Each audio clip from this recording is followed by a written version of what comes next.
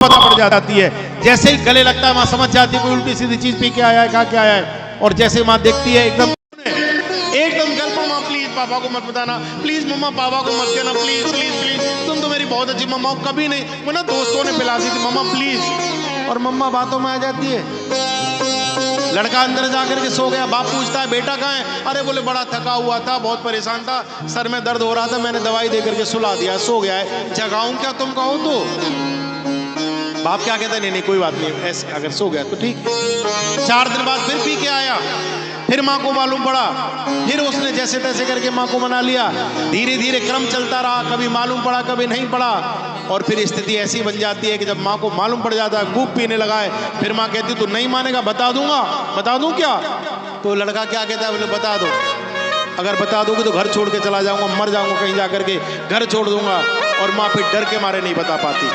पहले प्रेम के कारण नहीं बता पाई, फिर डर के कारण नहीं बता पाती, और धीरे धीरे बच्चा हाथ से निकल जाएगा। इसलिए कहा गया भैया हमारे पास एक ही बालक है, एक ही संतान है, बचपन से ध्यान देना चाहिए। बच्चा जैसे ही बड़ा हो थोड़ा अनुशासन चाहिए, प्यार दो, इच्छाएं पूर्ति करो, खूब खिलौने लाओ, खूब पैसे दो, खूब कपड़े दिलाओ, सब कुछ करो, लेकिन डिसिप्लिन भी चाहिए, अनुशासन भी चाहिए। जैसे ही बालक थोड़ा बड़ा हो जाए ध्यान देना चाहिए। आजकल चलता कैसे है, आजकल देखता कैसे है, आजकल बोलने का लहजा कैसा है, कितने बजे घर में आता है, कितने बजे जाता है, फोन पर किससे बातें करता है। कभी कभी सोते हुए बच्चे के तकिए के नीचे भी हाथ डाल के देख लेना चाहिए क्या रख के सो रहा है। कभी कभी गले लगाने के बहाने मुंह भी सूंघ लेना चाहिए, कहीं उल्टी सीधी चीज तो नहीं खा पी के आया है। आजकल बाप से खिंचा खिंचा रहता है या पापा के साथ ज्यादा बैठना चाहता है? आजकल चिड़चिड़ा रहता है या हंस करके रहता है? ध्यान देने की जरूरत है। अगर आपने बचपन में जवान बच्चे पर ध्यान दे दिया तो उसकी जवानी सुधर जाएगी, आपका बुढ़ापा सुधर जाएगा। और जिन्होंने बच्चे पर ध्यान नहीं दिया बच्चे हाथ से निकल जाते हैं। छोटे छोटे बच्चे देखो नशे में क्या हालत हो रखी है, हैं? कोई सुल्फा पी रहा है, कोई गांजा पी रहा है, कोई मदरा पी रहा है, कोई कुछ और खा रहा है, कोई कुछ और पी रहा है। पूरा पूरा परिवार नष्ट हो जाया करता है, पूरा परिवार नष्ट हो जाता है। नशे के लत से बचना चाहिए, इससे गृहस्थी उजड़ जाया करती है, इससे पूरे परिवार उजड़ जाते हैं। बूढ़े माता पिता दर दर की ठोकरें खाने के लिए विवश हो जाया करते हैं। बचना चाहिए, लेकिन उससे पहले खुद को भी ध्यान देना चाहिए। गाँव में हमारे मंदिरों पर कई बार ऐसे महात्मा आ जाया करते हैं जो सुल्फा की चिलम पीते हैं, चिलम फूंकते हैं बैठ करके, उसे बूटी बटा करके बैठ करके पीना शुरू कर देते हैं। और गांव के छोटे छोटे बच्चों को जाना शुरू हो जाता है और उन बच्चों को पिला देते हैं। कल को जो बच्चा आज पी के जा रहा है, कल को वो रगड़ रगड़ के ला करके दे रहा है? ये दशा होती जा रही है। ऐसे महात्माओं को गाँव में नहीं टिकने देना चाहिए। ऐसे महात्माओं को गांव के बाहर कर देना चाहिए, तुरंत उसको हटा देना चाहिए वहां से। बोले महाराज पूरा सम्मान है, पूरा आदर है, 50 नहीं 500 लो, 500 नहीं 5000 लो, 1 साल का खाने का राशन लो। हम अपराध नहीं करना चाहते, लेकिन सम्मान के साथ हमारे गांव को, हमारे आश्रम को छोड़ो, आप बाहर चाहिए, आपकी जरूरत नहीं है। कोई अपराध नहीं लगेगा। मेरी व्यासपीठ कहती है ये बच्चे भारत का भविष्य हैं, इनको बचाओ। क्या सुलक्षी बाबा के पीछे जाकर के लगोगे? नहीं नहीं, कोई अपराध नहीं है, उनको हटाइए। बोले महाराज यहाँ नहीं, बाहर जाइए, यहाँ नहीं, यहाँ नहीं, ये नहीं चलेगा। एक एक महात्मा आ जाता है, बाबा आ जाता है, पूरा गांव खराब कर देता है। नई पीढ़ी के बच्चे वहां जाकर के जमघट लग जाता है, ये सब चीजें सीखने लग जाते हो। नशा करना बहुत बड़ा अपराध है, नशा से पूरा परिवार खराब हो जाता है, माता पिता अनाथ हो जाया करते, उनका जीवन बर्बाद हो जाता है। और जो नशा करता है वो तो दुख भोगता ही भोगता है, लेकिन उसके कारण माता पिता को कितनी बड़ी पीड़ा होती है, परिवार को पीड़ा होती है, पत्नी को पीड़ा होती है, छोटे छोटे बच्चों का भविष्य बर्बाद हो जाया करता है। इसलिए ध्यान देना चाहिए। हम पर बच्चे हैं, लेकिन बच्चों को साथ साथ संस्कार की भी जरूरत है, अनुशासन की जरूरत है, डिसिप्लिन की जरूरत है। यही फूल सा लड़का है, यही फूल सा बालक है, यही हमारा भविष्य है। यदि यही बिगड़ जाएगा, इसको ग्रहण लग जाएगा, कैसे चलेगा? प्यार दो, इच्छाएं पूर्ति करो, लेकिन अनुशासन चाहिए, अनुशासन चाहिए। अगर बिगड़ गया तो सब कुछ खराब हो जाएगा। और यही दशा हो गई धुंधकारी की। मदिरा पीने लग गया, मांस भक्षण करने लग गया, इधर उधर जाने लग गया। और धुंधली बहुत रोकती है, नहीं रुका, नहीं रुका। और एक दिन घटना घटित हो गई, घटना घटित हो गई। संध्या का समय, मदिरा का पान करके झूमता हुआ एकदम आकर के चला आया, आंगन में आकर के खड़ा हुआ है। इतने में श्री आत्मदेव जी महाराज ने देख लिया और जैसे ही श्री आत्मदेव जी ने देखा एकदम देखते रहे, चीख पड़े, बस वहीं खड़े हो जाओ। अरे धुंधकारी, तूने पूरे परिवार को तहस नहस कर दिया, तूने परिवार को बर्बाद कर दिया है। तू ब्राह्मण होकर के ऐसे कृत्य करता है, तू ब्राह्मण होकर के ऐसा अपराध करता है। ब्राह्मण और मदिरा का पान, ब्राह्मण और मांस का भक्षण, तूने मेरे मंदिर जैसे घर को पाप का अड्डा बना दिया। तूने मेरे मंदिर जैसे पवित्र घर को पाप का अड्डा बना दिया, जहां पर संकट ध्वनि हुआ करती थी, यहां पर वेदोच्चार होता था, जहां पर मंत्रोच्चार होता था, जहां पर धूप दीप नैवेद्य से भगवान का पूजन हुआ करता था। अरे जिस घर में संध्या के समय पर धूप दीप नैवेद्य की सुगंध आया करती थी, उस घर में मदिरा के पात्रों की दुर्गंध रहा करती है।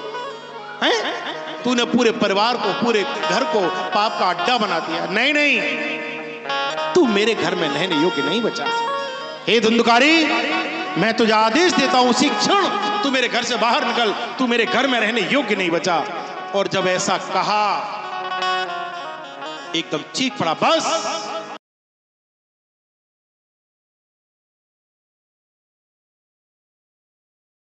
मैं घर से जाऊं? अरे घर से जाने की उम्र तो आपकी है, मुझे जाने के बाद कहते हो और कहते हो तुम मुझे दंड दोगे। शब्दों की मर्यादा रखिए पिताश्री, कहीं ऐसा ना हो पिता और पुत्र के बीच का जो संबंध है, जो मर्यादा की डोरी है, वो टूट ना जाए। आप तभी तक पिता हैं जब तक मैं आपको पिता मानता हूं। कदाचित मुझे आवेश आ गया कि संबंध समाप्त हो जाएगा, ये मर्यादा टूट जाएगी। और जैसे ही ऐसा जवाब दिया, अवाक रह गए, अवाक रह गए आत्मदेव जी, अवाक रह गए, रो गए, आंखों में आंसू आ गए, आंसू आ गए। और भैया, बाप का मरना हो जाता है जब बेटा आंखों में आंखें डाल करके कोई बात बोलता है, बाप का मरना हो जाता है, मरना। जिस दिन जवान बेटा बाप की आंखों में आंखें डाल करके कहता है, क्या किया है तुमने मेरे लिए, क्या कर रहे हो तुम? और जब वो सवाल जवाब करता है, पहली बार बालक अकड़ करके बाप की आंखों में आंखें डाल करके जब कोई बात बोलता है, वही दिन, उसी क्षण बाप की मृत्यु हो जाया करती है। बूढ़ा बाप जिंदा तो रहता है, लेकिन ठीक वैसे कंधे पे अपनी लाश लिए जा रहे हैं हम। ठीक उसी दिन ऐसा प्रतीत हो जाता है वृद्ध बाप को, क्या इसी दिन के लिए मैंने पैदा किया? क्या इसी दिन के लिए मेरा त्याग, मेरा समर्पण, मेरे संस्कार हैं? क्या यही परिणाम चाहिए था? इसलिए कहा गया है भैया, कभी भी अपने पिता को जवाब नहीं देना चाहिए। माता पिता के सामने कभी भी खड़े होकर के आंखों में आंखें डाल करके उत्तर नहीं देने चाहिए, अपमान नहीं करना चाहिए। मैं तो एक बात और आपसे निवेदन करूं, कोई पाठ पूजा करो न करो, मत करो, आपकी मर्जी है, लेकिन माता पिता का अपमान मत करो। माता पिता से बढ़कर के कोई दूसरा भगवान है ही नहीं। आप साधुओं के पास जाते हो, महात्माओं के पास जाते हो कि हम जाकर के आशीर्वाद लेकर के आएंगे।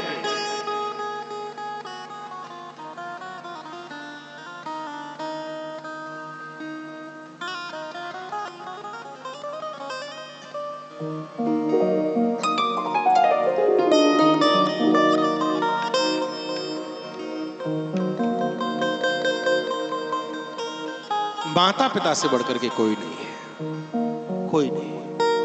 गुरु, भगवान, मैं तो कहूं आप किसी की पूजा करो चाहे मत करो, माता पिता का आदर है। बूढ़ा बाप को कभी जवाब नहीं देना चाहिए, उसकी आंखों में आंखें डाल करके कभी उत्तर प्रत्युत्तर नहीं करने चाहिए, प्रश्न नहीं करने चाहिए, जवाब नहीं देना चाहिए।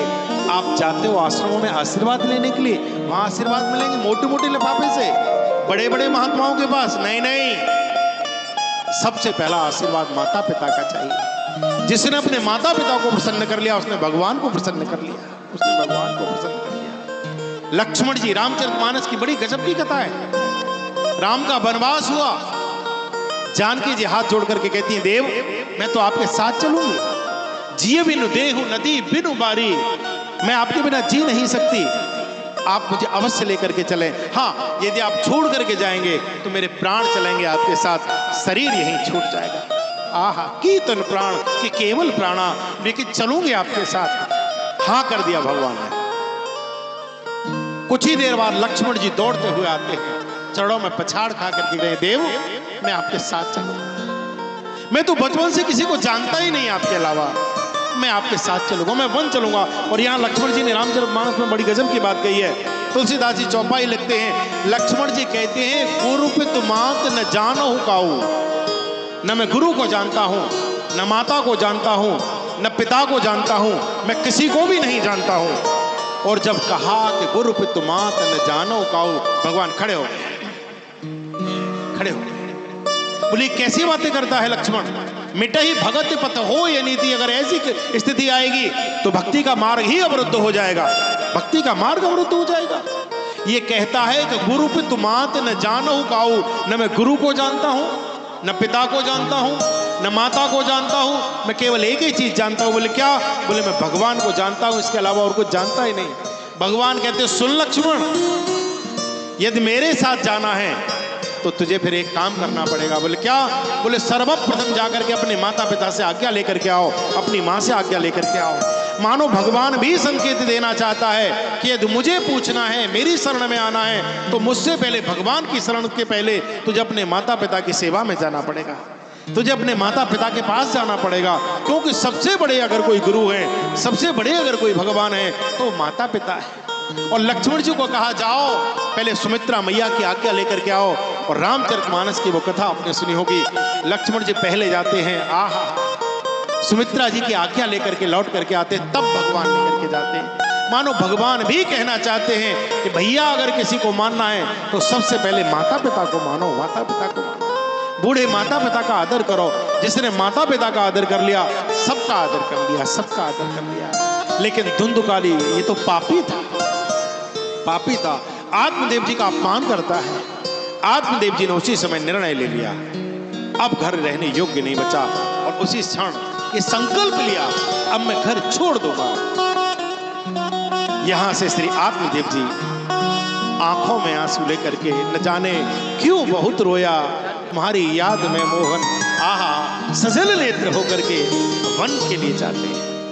आकर के बैठ गए उसी शिला के पास जहां बैठ करके कभी दुआएं की थी, ठाकुर जी से प्रार्थना की कि मेरे घर में भी कोई संतान जन्म ले ले। आज वहीं आकर के बैठ करके रोए, रो करके बार बार प्रभु का स्मरण करते हैं। देव, वो साधु कहां हैं जिन्होंने मुझे फल दिया था और फल दे करके कहा था कि तेरे घर में ऐसी संतान जन्म लेगी जो तेरा उद्धार कर देगी, जो तेरे अज्ञान के अंधकार को दूर कर देगी, कोई ऐसी संतान। लेकिन ये संतान तो बड़ी विलक्षण है, ये तो बड़ा दुष्ट है। क्या साधु के प्रसाद का यही फल है? जब रुदन करने लगे, रोते रहे। उसी समय आहा, कदली झुरमुट के बीच से श्री गोकर्ण जी महाराज प्रकट हो जाते हैं। एकदम आकर के खड़े हो गए, चरणों में प्रणाम किया है। और प्रणाम करते समय जैसे ही मस्तिष्क ला करके रोते हुए आत्मदेव जी के चरणों में रखा है, ऐसा प्रतीत हो रहा है आत्मदेव जी महाराज को, आहा, जैसे किसी ने कटे हुए पंख वाले पक्षी के पंखों पर आहा कोई शीतलता का लेप लगा दिया, जैसे किसी ने जल से निकली हुई मछली को पुनः जल में डाल दिया हो, जैसे किसी गाय के बछड़े को गाय से जोड़ दिया हो। ठीक वही दशा, ठीक वही दशा, एक तो वही दशा। ओहो, गोकर्ण जी को हृदय से लगा, तो ही देख शीतल भई छाती। बेटा तो वो होता है जो बाप के सीने से लगे और बाप का हृदय एकदम शांत हो जाए, शीतल हो जाए। हृदय से लगा लिया, मस्तिष्क पर चुम्बन किया, आंखों में आंसू देखे गोकर्ण जी ने मुस्कुरा करके कहा, पिताश्री आपकी आंखों में आंसू, ये रुदन किस लिए? और जब कहा आपकी आंखों में आंसू, ये रुदन किस लिए, तो रो करके कहा, पुत्र क्या बताऊं, ये आंसू तेरे भाई के कारण से हैं, धुंधुकाली के कारण से। क्यों? बोले बेटा अब घर रहने योग्य नहीं बचा, वो बड़ा व्यभिचारी हो गया, पापाचारी हो गया, मांसाचारी हो गया, मदिराचारी हो गया, वो बड़ा दुष्ट हो गया है, उसके साथ रह नहीं सकते। कहे कबीर कैसे निभे बेर केर को संग, वो झूमत रस आपने उनके फाटे अंग। भैया दुष्ट और सज्जन एक साथ नहीं रह सकते। अगर दुष्ट व्यक्ति आनंद में झूमेगा तब भी सज्जन को कहीं न कहीं पीड़ा पहुंचे ही जाएगी, इसलिए कहा गया है दोनों एक साथ नहीं रह सकते। आत्मदेव जी ने कहा गोकर्ण जी से, पुत्र धुंधुकारी इस प्रकार का नहीं बचा कि उसके साथ रहा जा सके। बेटा मेरे जीवन में अभी इतनी विरक्ति नहीं कि मैं वन में जीवन यापन करूं और घर रहने योग्य नहीं बचा, मैं जाऊं तो कहां जाऊं? मेरी आंखों में आंसू मेरे बच्चे के कारण है, तुम्हारे भाई के कारण है, मेरे पुत्र के कारण है। और ऐसा कहा था कि एकदम गोकर्ण जी और जोर से हंस गए। गोकर्ण जी हंस गए और गोकर्ण जी ने हंस करके कहा, पिताश्री मुझे क्षमा करना, क्षमा करना। मैं एक निवेदन करूं। बोले क्या? बोले आपकी आंखों में आंसू धुंधुकारी की वजह से नहीं है। बोले फिर? बोले आपकी आंखों में आंसू आप ही के कारण है, आपके कारण, उसके कारण नहीं। बोले फिर? बोले आपके कारण है, आपके मोह के कारण है। आपका पुत्र मोह जो है वह आपको पीड़ा दे रहा है। एक बात और आपसे कहें, लोग कहते हैं कि उन्होंने हमारा दिल तोड़ दिया, उन्होंने हमें धोखा दे दिया, उन्होंने हमारा भरोसा तोड़ दिया। भरोसा कोई नहीं, दुख कोई नहीं देता, दिल कोई नहीं तोड़ता। हमारा मोह ही हमारे दुख का कारण होता है, हमारा लगाव ही हमारे दुख का कारण हुआ करता है, हमारा विश्वास ही विश्वास टूटने का फल हुआ करता है। आपने आंख बंद करके भरोसा किया, टूट गया, न किया होता तो नहीं टूटता। आपने अति का प्रेम किया, हृदय को टूट गया। आपके अनुकूल जब कुछ नहीं होता है तब आपको दुख की अनुभूति होने लगती है। आत्मदेव जी, आहा, गोकर्ण जी कहते, पिताश्री आंखों में आंसू बेटे के कारण नहीं है। बोले फिर? बोले आंखों में आंसू आपके मोह के कारण है। और रामचरितमानस कहती है, मोह सकल व्याधि कर मूला, मोह ही समस्त दुखों का मूल है। आपकी अति की उसमें प्रीति है, उस कारण से आप रोते हैं पिताश्री। किससे प्रेम है? आप तो परम ज्ञानी हैं, आप तो विवेकी हैं, आप तो भगवान के भक्त हैं, आप तो बड़े अद्भुत ब्राह्मण हैं। फिर मोह के कारण क्यों रोते हो? किससे प्रेम किया है? उस शरीर से जिसे अपना बेटा मानते हो, उस शरीर में आपकी प्रीति है, आपकी रति है, इसलिए आपको पीड़ा हो रही है। पिताश्री सुनिए, और बड़ा भागवत का बड़ा सुंदर श्लोक, देहे स्तिमान् सरुधिरे विमतिं त्यजत्वं, जाया सुतादिषु सदा ममतां विमुञ्च, पश्यानिशं जगदिदं क्षणभङ्गनिष्ठं, वैराग्यरागरसिको भवभक्तिनिष्ठम्। आहा, पिताश्री देहे स्तिमान् सरुधिरे, जिस शरीर से आप प्रेम करते हो उस शरीर में क्या भरा हुआ है क्या आप जानते हैं? सुनो महाराज। बोले क्या? बोले देहे स्तिमान् सरुधिरे, उसकी ममता का परित्याग कर दिए। उसमें क्या भरा हुआ है? बोले मांस है, उसमें रिधिर है, उसमें पीव है, उसमें पस है, उस शरीर में मल है, उसमें मूत्र है। आप उस शरीर से प्रेम कर रहे हैं। एक बात और निवेदन करूं, यदि हमारे शरीर पर ये चमड़ी न चढ़ी होती तो कौवे और कुत्ते रास्ता न निकलने देते। लोग कहते हैं वो बड़े सुंदर हैं, वो बोले बहुत सुंदर, वो तो बहुत ही सुंदर है, बहुत ही सुंदर है। नहीं भैया, आपकी आसक्ति है, इसलिए आपको ऐसा दिखाई देता है। सुंदर तो शत्रु भी हुआ करता है, लेकिन कोई शत्रु की सुंदरता से प्रभावित नहीं होता। हम जिसको अपना मान लेते हैं वही सुंदर लगने लगता है। हमारी जिसमें रति हो जाती है, हमारी जिसमें प्रीति हो जाती है, हमारा मन जिसमें अटक जाता है, वही हमें सुंदर लगने लगता है, वही हमें प्यारा। जाको मन रम जाहे सो ते ते ही सनका। जिसका मन जिसमें डूब जाता है, पूरा परिवार कई बार लड़के से कहता है, अरे पागल तूने क्या देखा है इसमें?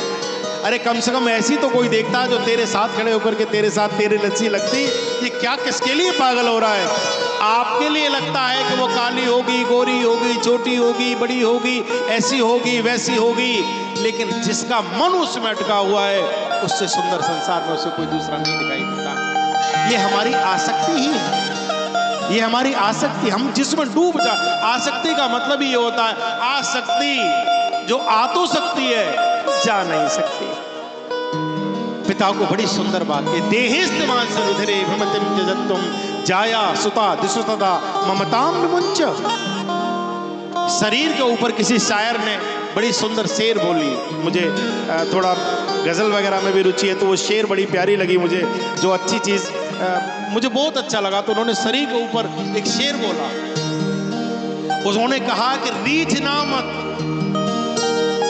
रीझना मत देखकर ऊपर की सफाई पर, रीझना मत देखकर ऊपर की सफाई पर, वर्क सोने का चढ़ा है आहा गंदी सी मिठाई पर।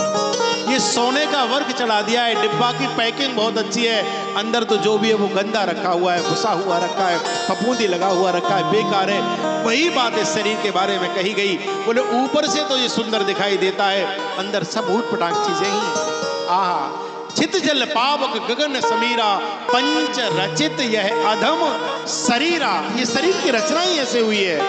हे पिताश्री, आपकी इसमें रति है, आपकी इसमें आसक्ति है।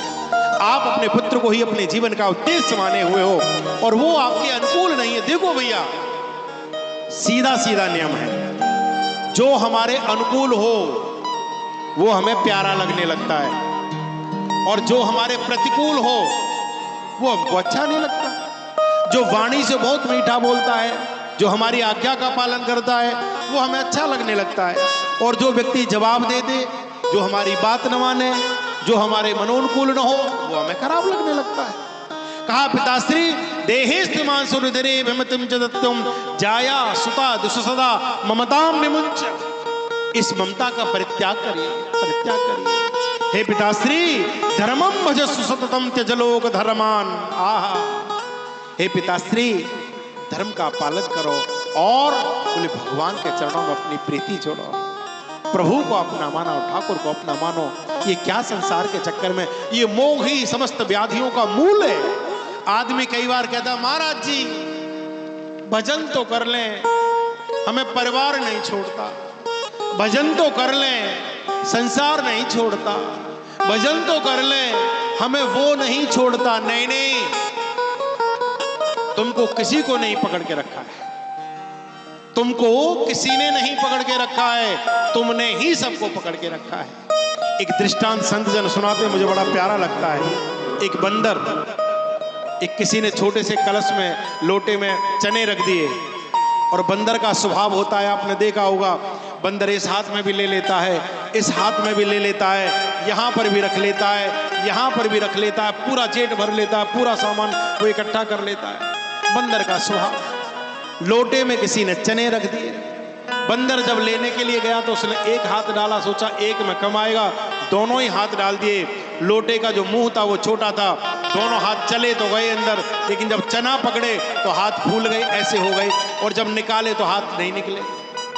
एकदम चीख पड़ा, अरे राम राम राम राम, इस लोटे में तो कोई माया है, कोई भूत है, इसने मेरे हाथ पकड़ लिए। एकदम चीखा, अरे मोई कोई बचाओ, मेरी कोई रक्षा करो, मेरे हाथों को छुड़ाओ, यानी मेरे हाथ पकड़ लिए कई भूत ने, मेरी रक्षा करो, मोई बचाओ। रोए सो रोए, पूरे गांव में भागे। लोग कहे, अरे भैया पता नहीं कौन सा भूत है, लोटा में बैठ को जाने हाथ पकड़ लिए जाके। रोता रोता रोता रोता जब किसी ने नहीं बचाया, एक साधु के आश्रम में पहुंच गया, संत के चरणों में गिर करके रो करके कहा, देव मेरी रक्षा करो, मेरी रक्षा करो, मेरी रक्षा करो। हे देव, ये क्या हुआ, मेरे किसी ने हाथ पकड़ लिए। साधु पास आए और साधु ने मुस्कुरा के कहा, बेटा तेरे हाथ काई ने ना पकड़े। बोले फिर? बोले तो काई ने ना पकड़ो है। बोले फिर? बोले तेने जो पकड़ रखो तू बात को छोड़ दे, तेरे हाथ अपने आप बाहर निकल आए। और जैसे ही बंदर ने चने छोड़े, दोनों हाथ बाहर आ गए। वही दशा हमारी है, वही दशा हमारी है। लोग कहते हैं कि मोहब्बत ने हमको गिरफ्त करके रखा है। नहीं भैया, तुमने मोहब्बत की है इसलिए तुम गिरफ्त हो गए हो अपने आप। हम मोह करते हैं, हम खुद फंसते हैं, कोई नहीं फंसाता, कोई नहीं फंसाता। हम स्वयं मोह सकल व्याधिन कर मूला, हमारा मोह ही समस्त दुखों का मूल है, इसलिए हमको पीड़ा की अनुभूति होती है। पिताश्री एक बात और निवेदन करो। बोले क्या? बोले हे पिताश्री, ये मानव की खोपड़ी है, ये मनुष्य का शीश, ये मनुष्य की खोपड़ी, ये मनुष्य की इच्छाएं, इनको कोई पूर्ण नहीं कर सकता, इनको भगवान भी पूरा नहीं कर सकता। एक इच्छा पूरी होती है तब तक दूसरी जागृत हो जाती है, दूसरी पूरी होती है तब तक तीसरी जागृत हो जाती है, तीसरी इच्छा पूर्ण हुई तब तक चौथी इच्छा जागृत हो जाती है। भैया ये इच्छाओं का नियम है, इच्छाओं का नियम है। हमारा भी लखनऊ में प्लॉट हो, हमारा भी इलाहाबाद में प्लॉट हो, हमारा भी प्रयाग में प्लॉट हो, बहुत दिन से इच्छा थी, चलो प्लॉट आ गया। आ गया, इच्छा थी पूरी हो गई, लेकिन दूसरी इच्छा यहाँ नहीं, पॉश कॉलोनी में चाहिए, कोई विशेष स्थान पे चाहिए, कोई बढ़िया VIP जगह चाहिए। वहां पर भी हो गया। फिर क्या इच्छा कर दी है? बोला प्लॉट नहीं, बन जाना चाहिए, थोड़ा इसमें घर बन जाए। 2 कमरे का मकान तैयार हुआ, बोले नहीं नहीं ये नहीं। बोले फिर? बोले जैसी पड़ोसी की कोठी है ऐसी कोठी होनी चाहिए। कोठी बन गई, बोले कोठी ऐसी हो जो पड़ोसी से भी अच्छी हो, अच्छी बन गई। बोले नहीं नहीं, अब तो पड़ोसी से 1 मंजिल और ऊपर चाहिए। कोठी बन गई, बोला अब स्कूटर अच्छा नहीं लगता दरवाजे पर, 4 व्हीलर चाहिए, गाड़ी होनी चाहिए। और गाड़ी भी सामान्य नहीं। बोले फिर? बोले पूरी कॉलोनी में किसी पर ना हो ऐसी हम पर गाड़ी हो। ये हमारी इच्छाएं हैं, ये निरंतर बढ़ती रहती है, इनको दमन करना असंभव है, इसलिए इन पर ध्यान नहीं देना चाहिए, बहुत ज्यादा इनके पीछे नहीं भगना चाहिए। जितना पीछे भागोगे ये उतना ही भगाती रहेंगी और कभी हाथ आने वाली नहीं है, कभी पूर्ण होने वाली नहीं है। यही बात पिताश्री, वो कथा आपने सुनी होगी। एक बार कोई गरीब व्यक्ति जंगल में रो रहा था, रोते रोते भगवान से प्रार्थना कर रहा था, हे प्रभु मेरे बच्चे दाने दाने के लिए मोहताज बैठे हैं, भूखे मर रहे हैं, हे प्रभु ऐसी कृपा करो, कुछ खाने की व्यवस्था बन जाए, कुछ खाने की व्यवस्था बने। रो रहा था, उसी समय श्री नारद जी महाराज वहां करके निकले। नारद जी ने देख लिया। नारद जी ने कहा, अरे क्यों रोते हो? बोले क्या बताएं बाबा, बालक घर में भूखे हैं, मरे जा रहे हैं, कछु पैसा नहीं, कछु धन धान्य नहीं, कैसे जीऊं, कहा करूं। और नारद जी तो नारद जी, उन्होंने कहा अच्छा तुझे धन चाहिए? बोले हाँ। और भैया एक बात और आपसे निवेदन करें, जैसे व्यक्ति से मांगो वैसा मिला करता है, वैसा मिला करता है। बड़े आदमी से मांगोगे तो वो अपने स्तर से देता है, उसका सबसे छोटा नोट भी 500 का ही होगा, 2000 का ही होगा, 1000 का ही होगा, वो सबसे कम देगा, तब भी इतना देगा। अब छोटे से मांगो तो छोटा मिले। अब नारद जी से मांग रहे हैं तो नारद जी कोई सामान्य वस्तु तो देंगे नहीं। नारद जी ने कहा ऐसा कर, मैं तुझे भोजपत्र पर ये लिख देता हूँ और तू यहाँ नहीं सीधा कुबेर के यहाँ जा, मैं धन के देवता के ही पास तुझे भेज देता हूँ, जा जितना धन चाहिए ले आना। अपनी साधना के बल से भेज दिया स्वर्गलोक। पत्र लेकर के जैसे ही कुबेर के भवन की ओर बढ़ा है, हा हा हा, सेवकों ने द्वार पर रोक दिया, रुक, कहां जाता है? अरे बोले कहां नहीं जाता, देख ये पत्र देख, श्री नारद जी महाराज का पत्र लिखा हुआ है। पत्र जैसे देखा, बोले आजा भैया आजा आजा, अंदर लेकर के। क्या? बोले क्या चाहिए? बोले धन चाहिए। बोले ले जा, जितना चाहिए भर ले। बोले नाय साहब तुम ही दे दो, मैं तो अपना पात्र लेके खड़ा हूं, लाओ। ये अपना पात्र लेकर के खड़ा हो गया। कुबेर के जितने भी सेवक थे सब लग गए, लाला करके उस पात्र में डालने लगे। सुबह से शाम हो गई, डालते डालते पात्र नहीं भरा, पात्र नहीं भरा, पूरा खजाना खाली हो गया, पूरा कोष खाली हो गया, पात्र नहीं भरा। सेवक आश्चर्यचकित रह गए, ये कौन सा पात्र है जो अभी तक भर ही नहीं रहा, पूरा खजाना खाली है, ये धन का देवता है, सब कुछ चला गया और ये अभी खाली का खाली है। दौड़ करके कुबेर के पास गए, जाकर के कहा महाराज पृथ्वी लोक से कोई ऐसा प्राणी आया है कि सब कुछ दे दिया, पूरा खजाना खाली हो गया, लेकिन उसका पात्र नहीं भरा, क्या करें? कुबेर दौड़ करके आए और देखा सब कुछ खाली हो गया। बोले एक काम करो। बोले क्या? बोले नारद जी को बुलाओ। नारद जी बुलाए गए। नारद जी से कहा महाराज ये क्या बीमारी भेजी है आपने पृथ्वी लोक से, हमारा पूरा खजाना खाली हो गया और इसका पात्र नहीं भर रहा है। और जब कहा कि इसका पात्र नहीं भर रहा है, पूरा खजाना खाली हो गया, ओ हो। नारद जी बोले भाई तू ऐसा कौन सा पात्र लेकर के आया है? लगता है फूटा हुआ पात्र लेकर के आया है, और फूटे हुए पात्र में कोई सुराग है, जितनी संपत्ति धन ऊपर से डाला जा रहा है तू नीचे पृथ्वी लोक भेज रहा है।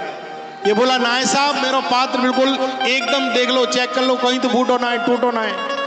नारद जी बोले कौन सा ऐसा पात्र लेकर के आया है कि जिसको कुबेर का भंडारा भी नहीं भर पाया, कुबेर का खजाना नहीं भर पाया, कौन सा पात्र है? जैसे ही नारद जी पास गए और देखा तो क्या देखा? वो ये मरे हुए लोगों की किसी की खोपड़ी, अधजली खोपड़ी लेकर के आ गया था, उस खोपड़ी को लिए हुए था, उसी में डलवा रहा था। तब नारद जी ने माथा पकड़ा और उनको समझ में आई कि मनुष्य की खोपड़ी कुबेर नहीं भर सकता, तो सामान्य व्यक्ति की क्या दशा होगी? उसको भरना बहुत मुश्किल है, बहुत मुश्किल है।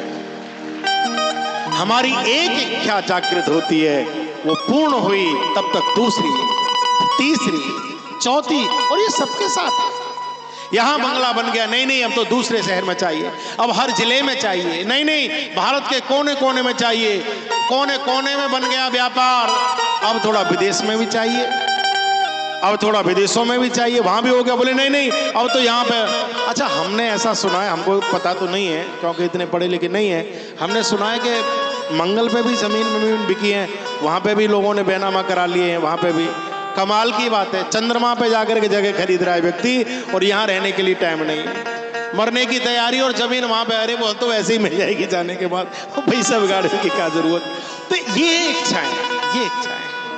कहा पिताश्री देहेस्तिमान सुरदिरे विमतम त्यजत्वम जाया सुता दिशु सदा ममताम विमुंच। इस ममता का परित्याग करो, भगवान का स्मरण करो, ठाकुर जी का भजन करो, प्रभु का भजन करो। प्रभु के भजन से ही चित्त को शांति मिला करती है, प्रभु का भजन करने से ही मन शांत हुआ करता है, प्रभु की वंदना करने से, ठाकुर की सेवा करने से ही चित्त प्रसन्न हुआ करता है, ये चंचल मन भी शांत हो जाया करता है। भगवान का भजन करो। हे पिताश्री, क्या आप नहीं जानते ये शरीर किस लिए मिला है? ये शरीर सामान्य शरीर नहीं है, ये भगवान की बहुत बड़ी कृपा होती है, तब मानव शरीर मिला करता है, तब मनुष्य शरीर मिलता है, ये ऐसे नहीं मिलता है।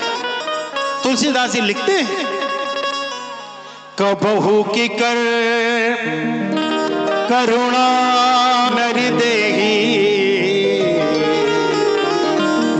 देती बिनु हेतु सने,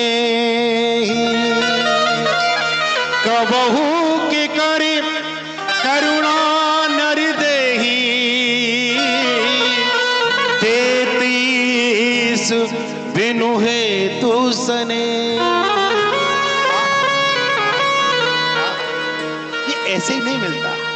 84 लाख प्रकार की योनियों में व्यक्ति कीट पतंग कीड़ा मकोड़ा सूकर कूकर न जाने क्या क्या बना घूमता है, तब कहीं जाकर के भगवान को दया आ जाती है और वो मानव शरीर देते हैं। और मानव शरीर मिला किस लिए है?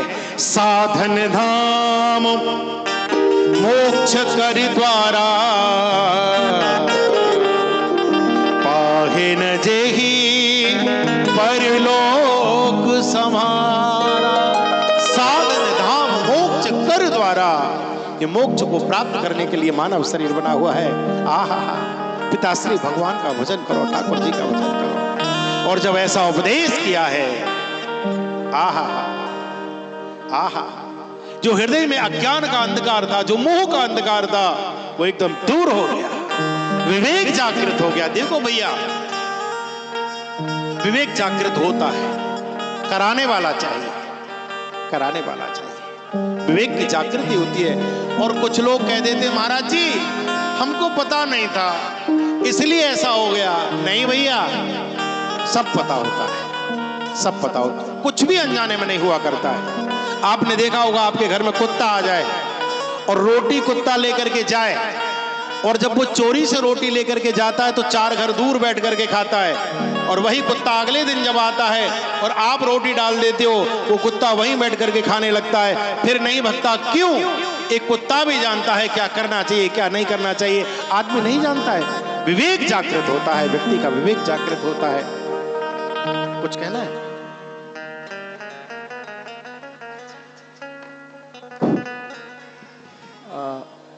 गुरु जी से अनुरोध है सादर कि कुछ हमारे अतिथि जो बाहर से आए जाना चाहते हैं, उनको अगर पीठ से आशीर्वाद दे दें तो बड़ी कृपा होगी। आदरणीय राघवेंद्र सिंह जी भाई साहब से अनुरोध है कि आ जाएं, और परमार साहब से। आप लोगों की ट्रेन है इसलिए अनुरोध किए, दिल्ली जाने का शायद प्रोग्राम है इसलिए।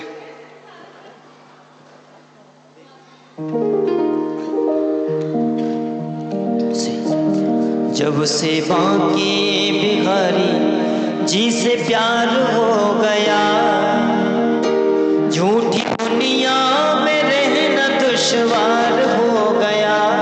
तो आइए दोनों हाथ की तालियां तो गाएंगे।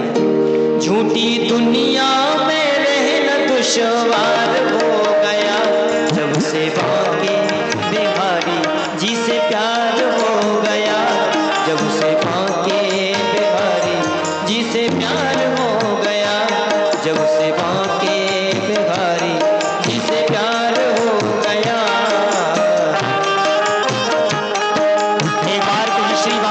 बिहारी लाल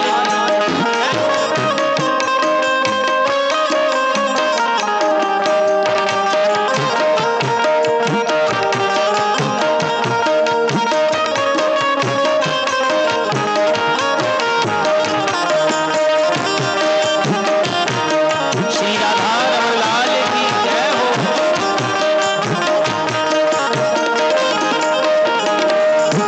बांके बिहारी जी की मोटी मोटी अखियां, बांके बिहारी जी मोटी मोटी अखियां, मोटी मोटी अखियां कजरारी अखियां, मोटी मोटी अखियां कजरारी अखियां और नैनो ही हो, नैनो में इकरार हो गया, नैनो ही नैनो में इकरार हो गया, जब से बांके बिहारी जी से प्यार हो गया, जब से बांके बिहारी जी से प्यार हो गया। ऐसे सब पीछे वाले भक्त की ताली से सेवा को आशीर्वाद है।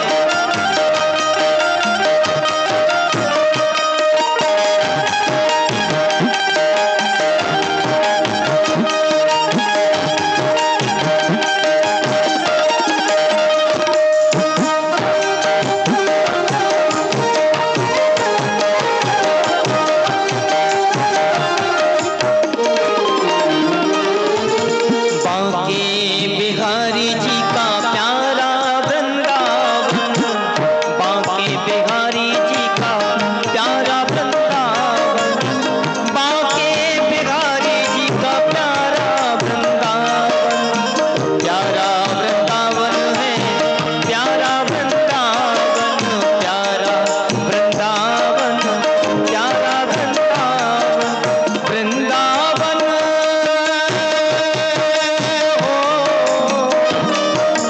वृंदावन मेरा घर द्वार हो गया, वृंदावन मेरा घर द्वार हो गया, जब से बांके बिहारी जी से प्यार हो गया, जब से बांके बिहारी जी से प्यार हो गया, जब से बांके बिहारी जी से प्यार हो गया, झूठी दुनिया में रहना दुश्वार हो गया, झूठी दुनिया में रहना दुश्वार हो गया, जब से बांके बिहारी जी से प्यार हो गया, जब से बांके बिहारी जी से प्यार हो गया। बोले श्री बांके बिहारी लाल की। बोलिए गोविंद भगवान की जय जय जय श्री श्री राधे।